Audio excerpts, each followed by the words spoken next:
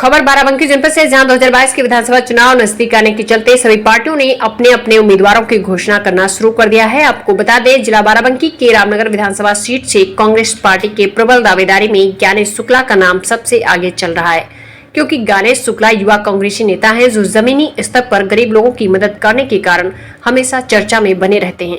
बीते लॉकडाउन में इन्होंने गरीब परिवारों को राशन वितरण किया, जिसके बाद यह चर्चा में आए। और अभी भारी बारिश से रामनगर के कई गांव क्षतिग्रस्त हो गए, तो ज्ञानेश शुक्ला ने गरीबों की मदद के लिए नाव में राशन रखकर गरीबों तक पहुंचाया, जिसके बाद यह मीडिया की सुर्खियों में आ गए। गरीब जनता इन्हें जमीनी नेता के रूप में देख रही है। सर्वे सूत्रों के अनुसार रामनगर में अगर ज्ञानेश शुक्ला को विधानसभा प्रत्याशी बनाया जाता है तो कांग्रेस पार्टी रामनगर विधानसभा सीट पूर्ण बहुमत से जीत सकती है। आपको बता दें, रामनगर विधानसभा सीट पर मौजूदा कब्जा भारतीय जनता पार्टी का है, लेकिन मौजूदा सरकार से नाराजगी के कारण ज्ञानेश शुक्ला लगातार सरकार पर हमलावर है। अब देखना है कि 2022 के विधानसभा चुनाव में रामनगर विधानसभा सीट से कौन सा प्रत्याशी जीत दर्ज करता है। नमस्कार, आप देख रहे हैं नेशनल खबर 9। हम मौजूद हैं जिला बाराबंकी के रामनगर विधानसभा में। हमारे साथ मौजूद हैं जो किसी भी पहचान के मोहताज नहीं है, ज्ञानेश शुक्ला, जो कांग्रेस पार्टी के पुराने कार्यकर्ता हैं और जमीनी नेता के रूप में उभरता हुआ चेहरा है। युवा हृदय सम्राट के नाम से जाने जाते हैं, क्योंकि अभी बीते लॉकडाउन में काफी जनता परेशान थी। जनता को राशन वितरण भी इन्होंने किया, उसी में ये चर्चा में आए और बाढ़ पीड़ितों को काफी बार राशन पहुंचाया। तो आइए हम जानने की कोशिश करते हैं किस तरीके से क्षेत्र की जनता, रामनगर विधानसभा की जनता किस तरीके से इन्हें पसंद कर रही है और आगामी चुनाव में 2022 के विधानसभा चुनाव में ये किस तरीके से प्रदर्शन करने वाले हैं। ज्ञानेश शुक्ला जी, ये बताइए, आप रामनगर विधानसभा से आपको जनता बहुत पसंद कर रही है, इसका खास कारण क्या है?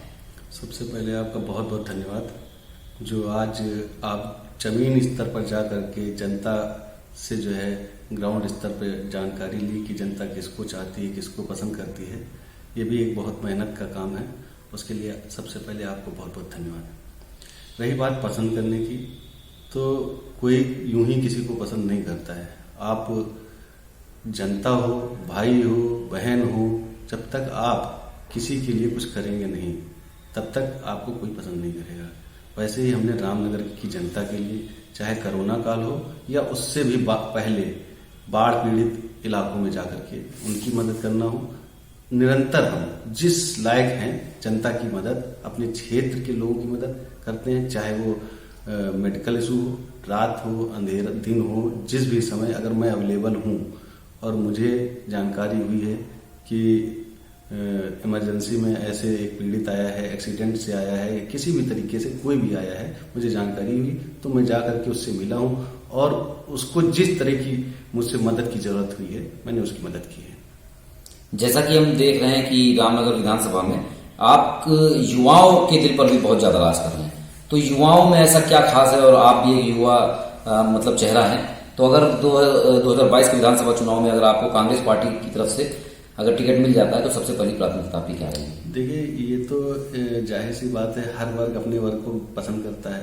जैसे महिला होती है तो महिला को पसंद करती है। हम युवा हैं, युवा वर्ग हमको इसलिए पसंद करता है कि हमसे वो अपनी बात, अपना दिल की हर एक बात आसानी से शेयर कर सकता है, क्योंकि उसकी और मेरी एज में कोई गैप नहीं है। वो मैं नेता की हैसियत से नहीं, उसके भाई की हैसियत से उससे मिलता हूँ, इसलिए युवा जो है मुझसे ज्यादा जुड़ता है। जैसा कि आगामी दिवाली अभी आ रही है, परसों दिवाली है, तो हमारे चैनल के माध्यम से अपने क्षेत्रवासियों को, देशवासियों को क्या संदेश देना चाहेंगे? देखिए, सबसे पहले दीपावली की पूरे प्रदेशवासियों को, अपने क्षेत्र की जनता को, आप सभी को दीपावली, धनतेरस, भाई दूज की ढेर सारी बधाई।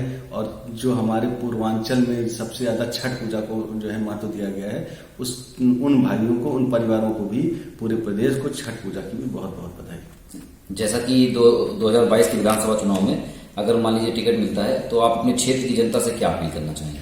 देखिए, हमने अपना खुद का एक मैनिफेस्टो बनाया है विधानसभा को लेकर के, और हमारी नेता आदरणीय प्रियंका गांधी जी लगातार निरंतर 2 सालों से जमीन पर संघर्ष कर रही हैं। आपने देखा होगा कि आज अगर विपक्ष की भूमिका कोई निभा रहा है तो आदरणीय प्रियंका गांधी जी हो। सोनभद्र हो, उन्नाव हो, हाथरस हो, लखीमपुर हो, आपने देखा होगा सबसे पहले प्रियंका गांधी जी पहुंचने का। जैसे कि लखीमपुर खीरी में जैसे कि प्रियंका गांधी की गिरफ्तारी हुई थी। एक मिनट बात कंप्लीट कर दूं। जो 2022 का चुनाव है, उसमें प्रियंका जी ने साफ स्पष्ट शब्दों में कहा है कि महिलाओं को जो है 40% टिकट में भागीदारी मिलेगी, और जो हमारी इंटर की छात्राएं हैं उनको जो है स्मार्टफोन, ग्रेजुएशन की जो छात्राएं पास करेंगी उनको जो है इलेक्ट्रॉनिक स्कूटी, किसानों का पूरा कर्जा माफ, बिजली बिल हाफ, और सबसे बड़ी बात जो है चुनौती है आज हमारे जहाँ पे हमारी सरकार है छत्तीसगढ़ में, वहाँ पे किसानों को धान का जो है 2500 रुपये जो है कुंटल धान का रेट मिलता है, और यहाँ पे क्या है 900, 1000, 1100। तो प्रियंका जी ने ये कहा है कि गेहूं और जो है धान 2500 रुपये में 2500 रुपये कुंटल में खरीदा जाएगा, और 400 रुपये गन्ना किसान को कुंटल जो है रेट निर्धारित किया गया है। ऐसे ही आंगनबाड़ी और आशा बहुओं को 10,000, 3 सिलेंडर साल में फ्री, महिलाओं को फ्री बस सुविधा। तो इस तरह से प्रियंका जी ने जो है महिलाओं को, किसानों को, सबकी जो जरूरतें हैं, कोरोना काल में जो परिवार पीड़ित हुए उनका जो बकाया है उनको देने का काम, तो जो ये मुद्दे हैं इन मुद्दों को लेकर के हम जमीन पे लड़ेंगे और जमीन तक इन योजनाओं को पहुंचाने का काम करेंगे। बाकी तो जनता फैसला लेगी, जो जनता फैसला लेगी उसको हम स्वीकारेंगे। और जनता का जनाधार कांग्रेस में बढ़ रहा है। जैसा कि आपने देखा होगा 32 साल में कांग्रेस जो है सत्ता से विहीन रही, लेकिन जब से प्रियंका जी आई हैं मुझे आशा नहीं पूरा विश्वास है कि 2022 में कांग्रेस जो है सरकार बना रही है, और जो वादा प्रियंका जी जो प्रतिज्ञाएं ली हैं उन प्रतिज्ञाओं को सरकार बनते ही पूरा किया जाएगा। ये जैसे कि आप दावा कर रहे हैं कि 2022 में कांग्रेस की सरकार बनी है, अभी हमने बीते चुनाव में देखा छत्तीसगढ़ में आपकी सरकार बनी है, तो क्या लग रहा है जैसे भाजपा वहां हारी है, तो क्या यहाँ पे उत्तर प्रदेश में भी वही नतीजे होंगे? हाँ बिल्कुल भाई, वहां हमारी सरकार जो है 2500 रुपए में किसानों को का धान खरीद रही है। कि आज नौजवान किसान जो है सब जागरूक है, और गांव-गांव में मोबाइल है। आप देखिए वहां पे किसान जो है देखता कि वहां पे जो है 2500 रुपए धान के मिल रहे हैं, वही यहाँ पे जो है 1000-1200 रुपए मिल रहा है।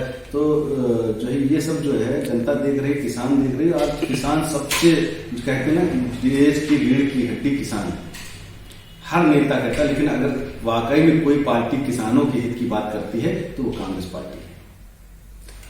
आप देख रहे थे हमारे साथ ज्ञानेश शुक्ला, रामनगर विधानसभा से तैयारी कर रहे हैं, 267 विधानसभा है और जमीनी नेता है। आपने देखा किस तरीके से ये अपनी बात रखे हैं, और आप देख रहे थे नेशनल खबर 9। धन्यवाद। आशीष के साथ सुनिए।